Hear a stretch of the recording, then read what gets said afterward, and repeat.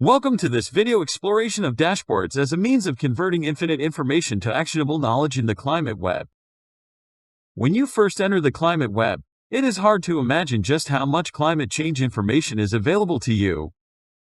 Literally tens of thousands of books, reports, journal articles, news stories, websites, and more are organized in the climate web. Thousands of index entries like the ones you see here help organize the information by topic.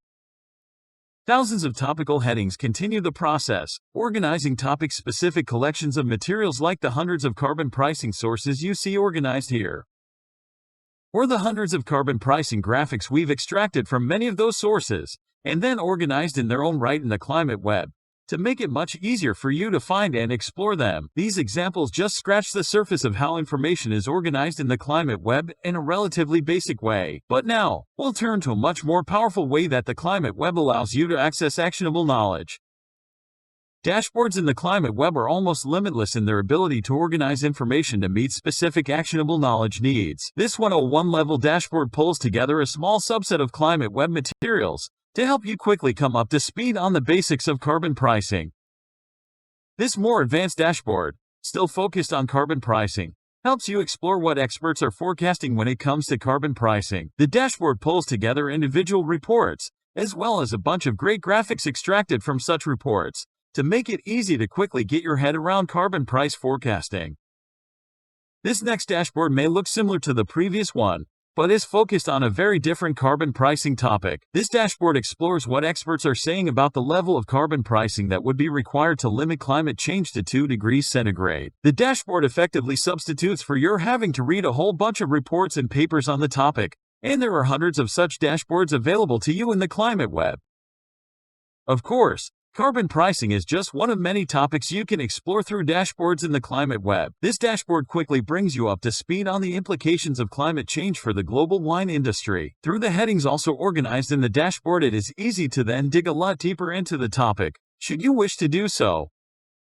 Climate change has been termed the ultimate wicked problem, and this dashboard helps you come rapidly up to speed on the literature surrounding wicked problems and wicked problem solving. It is an example of the many related topics covered by the climate web because they are important to solving climate change.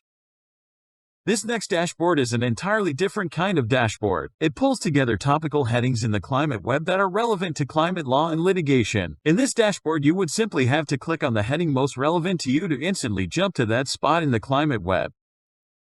Another different way to use dashboards is represented by this large collection of dates relevant to understanding the evolution of the business conversation surrounding climate change. Bear in mind that clicking on any of these thoughts will link you to the original information source.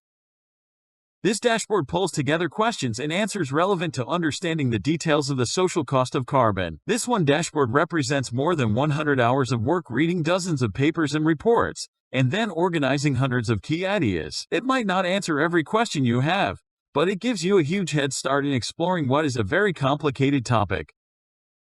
This next dashboard pulls together the work of one individual expert. In some cases, we've gone much further than simply pulling together an individual's work, as you will see in the next slide.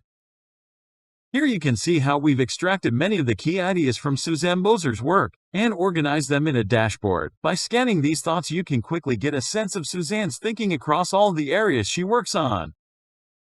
That almost wraps up our look at different dashboard types in the climate web, although we've only scratched the surface of what's already in the climate web and what's possible to do. This last example is very special, representing a personalized user-specific dashboard. After accessing it with a unique URL, the user can instantly jump to any of the topics or spots in the climate web of particular interest to her.